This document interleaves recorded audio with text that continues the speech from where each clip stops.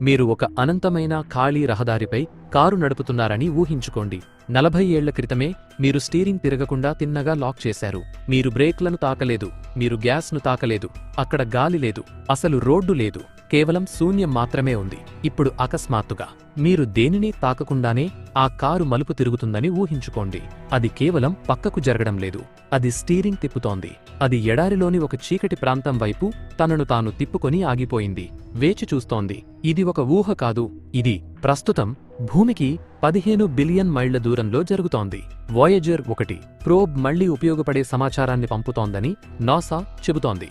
కానీ వారు ప్రజలకు చెబుతున్న కథ అసలు నిజంలో కేవలం ఒక చిన్న భాగం మాత్రమే. 46 ఏళ్ల పాటు వాయేజర్ 1 తన రూపకల్పనకు లోబడి పనిచేసింది. సమాచారాన్ని పంపడం, ఎప్పుడూ తిరగకపోవడం, ఎప్పుడూ దేనినీ వినకపోవడం. అప్పుడు ఎటువంటి హెచ్చరిక లేకుండా దాని యాంటెన్నా పక్కకు తిరిగింది, ఏదో సమాధానమిచ్చింది.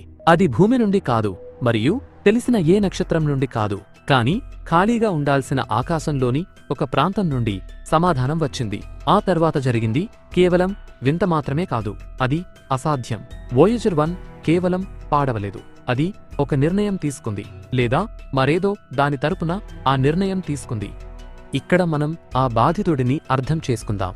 వాయేజర్ 1 ఒక పురాతన వస్తువు. సెప్టెంబర్ 5, 1977న ప్రయోగించబడిన యంత్రానికి 800 వాట్ల ప్లూటోనియం శక్తి ఉంది, మరియు దీని మెమరీ ఒక చిన్న జేపెగ్ చిత్రం కంటే తక్కువ. దీనికి ఎటువంటి అధునాతన AI లేదు, జీవం కోసం వెతకడానికి సెన్సార్లు లేవు. ఇది ఒకే ఒక పని కోసం నిర్మించబడింది, వెళ్ళిపోవడం. ఇది గురుడు మరియు శని గ్రహాలను దాటుకుంటూ దూసుకుపోయింది. 2012వ సంవత్సరంలో హీలియోపాస్ను దాటింది, మరియు నక్షత్రాల మధ్య ఉండే శూన్యం ఇంటర్స్టెల్లర్ మీడియంలోకి ప్రవేశించింది. సూర్యుడి ప్రభావానికి ఆవల ఉన్న సరిహద్దులు లేని, పేరు లేని అంతరిక్షమది. అక్కడ సూర్యుడు కేవలం మరొక చిన్న కాంతి చుక్క మాత్రమే. దానిని నెట్టడానికి సౌర గాలి లేదు, దానికి మార్గం చూపడానికి గురుత్వాకర్షణ క్షేత్రాలు లేవు. భౌతిక శాస్త్ర నియమాల ప్రకారం అక్కడ ఏమీ జరగకూడదు. 40 ఏళ్లకు పైగా అది నిశ్శబ్దంగా కొట్టుకుపోయింది. మానవులు తాకిన అత్యంత సుదూర వస్తువది. విశ్వంలో ఒక ఇంద్రియ జ్ఞానం లేని ఖాళీ ట్యాంకులో తేలుతున్నట్లుగా అది ఉంది. కానీ నవంబర్ 6, 2023న ఆ నిశ్శబ్దం కేవలం విచ్ఛిన్నం కాలేదు, అది ముక్కలైపోయింది. అది ఒక వింతైన ప్రసారంతో మొదలైంది. తిరిగి వచ్చిన డేటా అంతా గజిబిజిగా ఉంది. ఏ విధమైన గుర్తింపు లేని అస్పష్టమైన తరంగాల ప్రవాహంలా అది ఉంది. నాసా ఇంజనీర్లు మొదట దీనికి సాధారణ కారణాలే ఉంటాయని భావించారు. కాస్మిక్ రేడియేషన్ లేదా అరిగిపోయిన వైరింగ్ అని అనుకున్నారు. ఏదీ ఏమైనా అది 46 ఏళ్ల నాటి పాత యంత్రం కదా.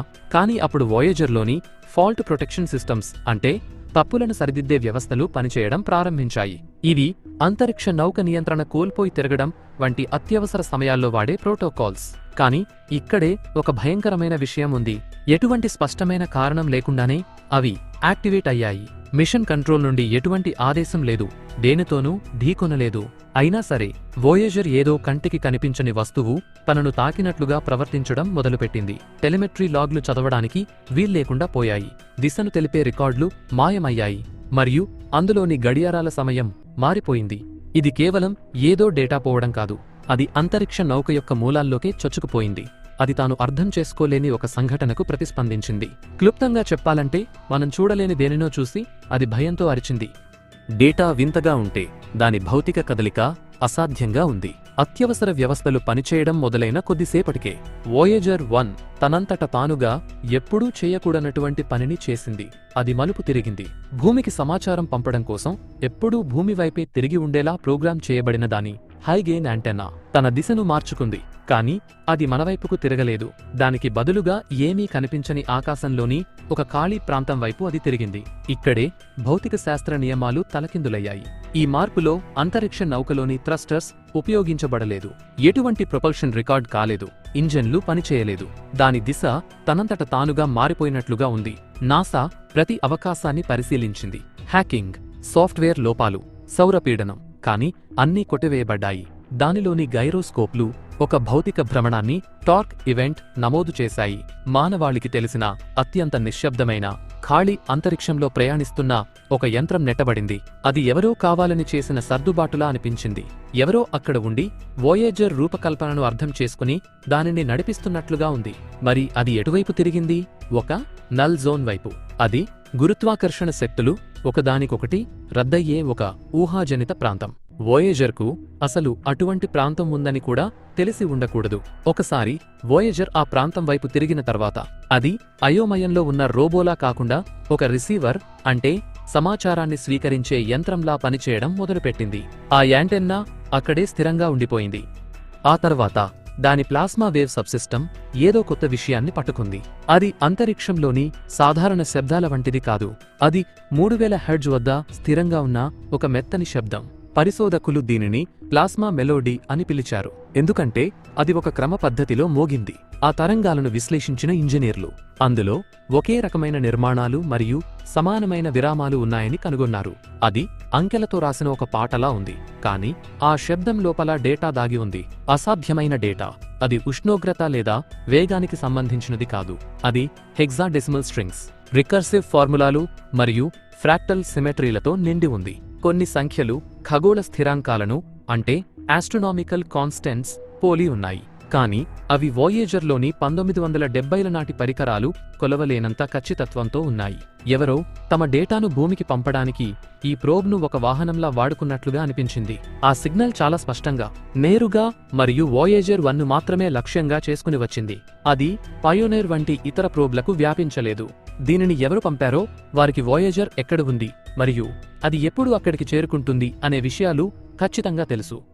వోయేజర్ ఈ అసాధ్యమైన గణిత గీతాన్ని పాడుతున్నప్పుడు భూమిపై ఉన్న శాస్త్రవేత్తలు కేవలం వింటూ కూర్చోలేదు. వారు పరిశీలించారు. వారు భూమిపై ఉన్న అబ్జర్వేటరీలను తీసుకుని వోయేజర్ ఎటువైపు తిరిగిందో సరిగ్గా ఆ ఖాళీ ఆకాశం వైపు హై ఎక్స్పోజర్ ఇన్ఫ్రారెడ్ కిరణాలను గురిపెట్టారు. మొదట ఏమీ కనిపించలేదు, అంతా చీకటి. కానీ వారు ప్రయత్నం ఆపలేదు. వారాల తరబడి స్కాన్ చేసిన తర్వాత డేటా బయటపడటం మొదలైంది. అది ఒక నక్షత్రం కాదు, అది ఒక గెలాక్సీ కూడా కాదు, అది ఒక మెరుపు. గుర్తించగలిగే సరిహద్దులో ఉన్న ఒక మసకపాటి కాంతి వలయం, హేలో. కానీ ఇక్కడే ఒక వింతైన విషయం ఉంది. అది సజీవంగా ఉంది. ఆ కాంతి వలయం నిశ్చలంగా లేదు. అది రెప్పపాటులా మెరుస్తోంది. మరియు అది ఏదో యాదృచ్ఛికంగా మెరవడం లేదు. అది మనకు ప్రతిస్పందిస్తోంది. మన సూర్యుడు ఒక సౌర జ్వాలను, అంటే సోలార్ ఫ్లేర్ విడుదల చేసిన ప్రతిసారి ఆ కాంతి వలయం కొద్ది క్షణాల తరువాత తిరిగి మెరుస్తున్నట్లు పరిశోధకులు గమనించారు. అది ప్రతిబింబం కాదు. ఆ సమయం చాలా ఖచ్చితంగా ఉంది. ఒక నృత్యకారుడు తాళానికి అనుగుణంగా అడుగులు వేసినట్లుగా అది సూర్యుడి లయతో అనుసంధానమై ఉంది. మనం కేవలం ఒక వాయుమేఘాన్ని చూడటం లేదు. మన సూర్యుడిని గమనిస్తూ దానికి ప్రతిస్పందిస్తున్న దేనినో మనం చూస్తున్నాం. అప్పుడే నాసాలో ఆందోళన మొదలవుతున్న సమయంలో వోయేజర్ 1 ఒక అంతరిక్ష నౌక ఎప్పుడూ చేయకూడని పనిని చేసింది. అది ఆగిపోయింది. పూర్తి 12 గంటల పాటు సిగ్నల్ పూర్తిగా నిలిచిపోయింది. నిశ్శబ్దం ఆవరించింది. సౌర తుఫానులను మరియు 46 ఏళ్ల రేడియేషన్ను తట్టుకుని నిలబడిన ఈ యంత్రం ఇలా కావడం మునుపెన్నడూ జరగలేదు. అది ఎప్పుడూ ఇలా నిశ్శబ్దంగా మారిపోలేదు. ఆ తర్వాత ఒక్కసారిగా అది తిరిగి వచ్చింది. కానీ తిరిగి వచ్చిన వోయేజర్ వెళ్లిన వోయేజర్లా లేదు. డేటా స్ట్రీమ్ మళ్లీ కనెక్ట్ అయినప్పుడు లోపల ఉన్న గడియారాల సమయం తప్పైపోయింది. అది కేవలం కొంచెం ఆలస్యం అవ్వడం కాదు, అవి పూర్తిగా రీసెట్ చేయబడ్డాయి. కొత్త డేటాలోని టైం స్టాంపులు భూమికి తెలిసిన ఏ కాలక్రమంతోనూ సరిపోలేదు. ఆ 12 గంటల పాటు వోయేజర్ కేవలం ఆగిపోలేదు. అది మరెక్కడో ఉంది అనిపించింది. కాలానికి వేరే నియమాలు ఉన్న చోట అది ఉన్నట్లు అనిపించింది. ఎటువంటి మెకానికల్ సవరణలు నమోదు కాలేదు. ఆ ప్రోబ్ ఒక తలుపు గుండా వెళ్లి తిరిగి వచ్చినప్పుడు ఎవరో దానిని తాకినట్లుగా అనిపించింది. ఇది ఒక చిన్న పొరపాటా లేక నిజమైన సంఘటన అని తెలుసుకోవడానికి యూరోపియన్ స్పేస్ ఏజెన్సీ బృందం మన దగ్గర ఉన్న అతిపెద్ద మ్యాప్ను చూడాలని నిర్ణయించుకుంది. అదే కాస్మిక్ మైక్రోవేవ్ బ్యాక్గ్రౌండ్ CMB. ఇది బిగ్ బ్యాంగ్ యొక్క మిగిలిన కాంతి, విశ్వంలోని అత్యంత పాత వెలుగు. ఈ మ్యాప్ ఎప్పుడూ స్థిరంగా ఉండాలి. ఇది విశ్వానికి ఒక వాల్పేపర్ లాంటిది. ఇది మారకూడదు. కానీ వారు వోయేజర్ ప్రయాణ మార్గాన్ని ఈ CMB డేటాతో పోల్చి చూసినప్పుడు వారికి ఒక ఆకారం, గోస్ట్ కనిపించింది. ఆ పాత కాంతిలో ఒక నిర్మాణాత్మకమైన అలజడి. వోయేజర్ ప్రస్తుత మార్గంతో ఖచ్చితంగా సరిపోయే ఒక నీడ కనిపించింది. కానీ ఖగోళ భౌతిక శాస్త్రవేత్తలను నిద్రపోనివ్వకుండా చేస్తున్న విషయం ఇక్కడే ఉంది. ఆ అలజడి ఈ సంఘటన జరిగిన తర్వాత ఏర్పడలేదు. అది దశాబ్దాలుగా అక్కడే ఉంది. వారు ప్లాంక్ మిషన్ మరియు WMAP నుండి పాత డేటాను తనిఖీ చేశారు. ఆ వింత ఆకారం ఎప్పుడూ అక్కడే ఉంది. దీని అర్థం చాలా భయంకరంగా ఉంది. 2023లో వాయేజర్ 1 ఎక్కడ ఉంటుందో ఈ విశ్వం యొక్క పాత నిశ్శబ్దానికి ముందే తెలుసు. ఇది ఒక ప్రమాదం కాదు, ఇది ముందే నిర్ణయించబడిన ఒక కలయిక. వోయేజర్ అవతలి వైపు నుండి తీసుకువచ్చిన డేటా సాధారణ కంప్యూటర్లకు అర్థం కాలేదు. ఆ కోడింగ్ చాలా క్లిష్టంగా ఉంది. అందులో రికర్సివ్ ఫార్ములాలు మరియు ఫ్రాక్టల్ సిమెట్రీలు నిండి ఉన్నాయి. నాసా యొక్క సాధారణ సూపర్ కంప్యూటర్లు దానిని చదవలేకపోయాయి. అందుకే వారు క్వాంటం కంప్యూటర్లను వాడారు. వారు ఆ సిగ్నల్ను మెజరానా 1 చిప్కు అందించారు. ఇది కేవలం బైనరీ గణితం కాకుండా సంక్లిష్టతను మరియు సంభావ్యతను అర్థం చేసుకోవడానికి రూపొందించబడిన క్వాంటం ప్రాసెసర్. ఆ చిప్ కేవలం ఫైల్ను డీకోడ్ చేయడమే కాకుండా అది ఒక భాషను చదువుతున్నట్లు గుర్తించింది. మాటలకు బదులుగా లాజిక్తో రాసిన వాక్యంలా తనలో తాను మడతపడే నమూనాలను అది కనుగొంది. చివరకు ఆ ప్రాసెసర్ ఆ నిర్మాణాన్ని అనువదించినప్పుడు అది ఒకే ఒక వాక్యాన్ని వెలువరించింది. అది ఒక కోఆర్డినేట్ కాదు, అది ఒక ఫార్ములా కాదు, అది ఒక ప్రశ్న. మీరు వినడానికి సిద్ధంగా ఉన్నారా? Are you ready to listen? మరియు ఆ ప్రశ్న క్రింద ఆ ఫైల్ యొక్క లోతైన భాగంలో ఒక శబ్దం ఉంది. అది 30,000 హెర్ట్జ్ వద్ద స్థిరంగా ఉన్న ఒక శబ్దం. అది కేవలం ధ్వని కాదని నిపుణులు అంగీకరిస్తున్నారు. అందులో విరామాలు, లయలు మరియు హార్మోనీలు ఉన్నాయి. అది ఒక సంగీతం, శూన్యం నుండి పంపబడిన ఒక సింఫనీ. మనం దానిని వినేంతగా మేల్కొన్నామని అది అడుగుతోంది. మరి శాస్త్రవేత్తలు దీనిని ఎలా వివరిస్తారు? 1970ల నాటి ఒక రోబో క్వాంటం గణితాన్ని ఎలా ఊహించుకోగలదు? వారు దీనిని కేవలం ఒక లోపం అని పిలవడం మానేశారు. దానికొక కొత్త పేరు పెట్టారు, ఫీల్డ్ ఇంటరాక్షన్. వారు ఈ సాంకేతిక పదాన్ని ఎంచుకోవడానికి కారణం ఆ ప్రోబ్ చుట్టూ ఉన్న శక్తి రేడియేషన్ లాగానో, ధూళిలాగానో లేదా అంతరాయంలాగానో ప్రవర్తించలేదు. అది ప్రకృతిలో జరిగే పరిణామాలలాగా చెల్లాచెదురు కాలేదు. అది ఒక ఉద్దేశ్యంతో కదిలింది. వోయేజర్ తిరిగినప్పుడు ఆ శక్తి క్షేత్రం కూడా దానితో పాటే తిరిగింది. ట్రాన్స్మిషన్ పెరిగినప్పుడు ఆ లయ తిరిగి వచ్చింది. ఆ కిరణం అంతరిక్షంలో ఒక కాంతిలా వెదజల్లబడలేదు. అది చాలా తక్కువ పరిధిలో నియంత్రించబడింది. అది ఒక తరంగంలా కాకుండా ఒక హ్యాండ్షేక్ లాగా ఉంది. ఆ చీకటి అంతరిక్షంలో వోయేజర్ను తాకినది ఏదైనా సరే అది మనకు తెలిసిన భౌతిక శాస్త్ర నియమాలను ఉల్లంఘించింది. చాలా కాలం పాటు ఒక సిద్ధాంతం ఉండేది. వోయేజర్ ఏదో ఒక సందేశాన్ని లేదా గెలాక్సీలో ప్రయాణిస్తున్న ఒక సిగ్నల్ను పట్టుకుందని అనుకున్నారు. కానీ ఆ సిద్ధాంతం వీగిపోయింది. డేటాను విశ్లేషించే కొద్దీ ఆ వరుస క్రమం వోయేజర్కు పంపిన సందేశంలా కాకుండా వోయేజర్ వల్ల కలిగిన ప్రతిస్పందనలా అనిపించింది. ప్రతి వింత, ఆ శబ్దం, ఆ భ్రమణం మరియు ఆ కోడ్ అన్నీ ఒక నిర్దిష్ట ప్రాంతానికి సరిపోయాయి. అది ఎవరో మన దృష్టిని ఆకర్షించడానికి చేసిన పిలుపులా లేదు, అది ఒక సమాధానంలా అనిపించింది. దాని గురించి ఆలోచించండి. ఒకవేళ వోయేజర్కు ఎటువంటి సందేశం రాకపోతే అది దేనినో తట్టి ఉంటే మరియు అటువైపు నుండి సమాధానం వస్తే ప్రతిస్పందించినది ఏదైనా సరే ఆందోళనతో చేయలేదు. అది ఒక లయబద్ధంగా సమాధానమిచ్చింది. అంటే అది తిరిగి సమాధానమివ్వడానికి ఎప్పటినుండో వేచి ఉన్నట్లు అనిపించింది. ఇది మనం గ్రహాంతరవాసులను కనుగొనడం కాదు, అది మనల్ని గుర్తించి మనకు హలో చెప్పాలని నిర్ణయించుకోవడం. బయట ప్రపంచానికి నాసా చాలా ప్రశాంతంగా కనిపించింది. వారు సిగ్నల్ లోపాలు మరియు విశ్లేషణల గురించి చిన్న సాంకేతిక అప్డేట్లను విడుదల చేశారు. అందరినీ ప్రశాంతంగా ఉంచడానికి క్లిష్టమైన సాంకేతిక పదాలను వాడారు. కానీ తెర వెనుక అంతా గందరగోళంగా ఉంది. అంతర్గత పత్రాలపై క్లాసిఫైడ్, రహస్యం అని ముద్ర వేశారు. ఉన్నత స్థాయి సమావేశాలు రహస్యంగా జరిగాయి. పూర్తి ప్రాసెసింగ్ బృందాలను కేవలం వోయేజర్ పైనే దృష్టి పెట్టేలా మార్చారు. దశాబ్దాలుగా ఆ ప్రోబ్పై పనిచేయని ఇంజనీర్లను కూడా తిరిగి పిలిపించారు. ఎందుకంటే ఆ టైంలైన్ అస్సలు సరిపోలేదు. రక్షణ శాఖ కూడా ఇందులో ఆసక్తి చూపింది. 1970ల నాటి అంతరిక్ష నౌక అకస్మాత్తుగా దిశ మార్చుకోవడం, తాను తీసుకోలేని సిగ్నల్ను పట్టుకోవడం మరియు తాను అర్థం చేసుకోలేని కోడ్ ఫార్మాట్లతో తిరిగి రావడం వారు గమనించారు. ఏదో విఫలమైందని నాసా భయపడలేదు. వారు సృష్టించినది ఏదో పనిచేస్తోందని వారు భయపడ్డారు. ఇది మనల్ని అత్యంత భయంకరమైన నిజం వైపు తీసుకువెళుతుంది. ఆ 12 గంటల నిశ్శబ్దం కంటే భయంకరమైన క్షణం మరొకటి లేదు.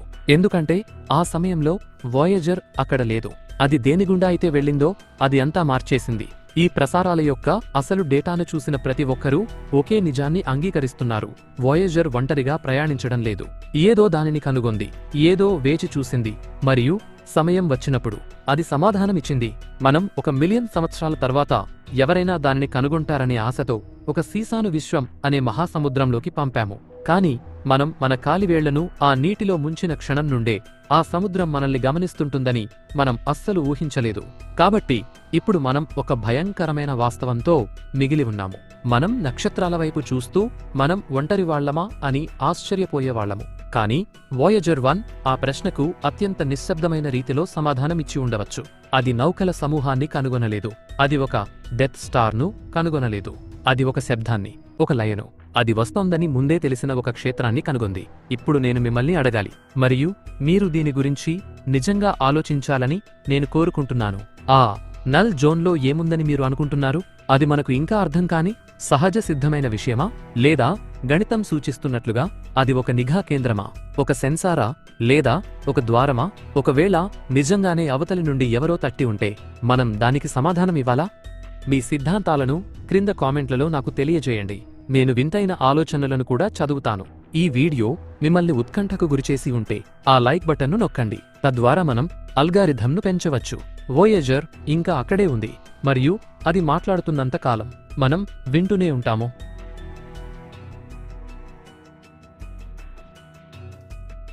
మీకు నా వీడియో అండ్ నా ఎక్స్ప్లెనేషన్ నచ్చినట్లయితే please like and share. Regular గా నా వీడియో అప్డేట్స్ కావాలనుకుంటే మాత్రం తప్పకుండా మన ఛానల్ ని సబ్స్క్రైబ్ చేసుకోవడం మాత్రం మర్చిపోకండి. ఈ టాపిక్ మీద మీ అభిప్రాయాలను కింద కామెంట్స్ రూపంలో షేర్ చేసుకోండి. మీకు నా వీడియో అండ్ నా ఎక్స్ప్లెనేషన్ నచ్చినట్లయితే ప్లీజ్ లైక్ అండ్ షేర్. రెగ్యులర్గా నా వీడియో అప్డేట్స్ కావాలనుకుంటే మాత్రం తప్పకుండా నా యూట్యూబ్ ఛానల్ని సబ్స్క్రైబ్ చేసుకోవడం మాత్రం మర్చిపోకండి. అలాగే పక్కన కనిపిస్తున్న గంట సింబల్ని నొక్కినట్లయితే నేను ఎప్పుడు నా కొత్త వీడియోని అప్లోడ్ చేసినా అది మీకు నోటిఫికేషన్ రూపంలో మీ మొబైల్కి వస్తుంది. Thanks for watching and thank you all.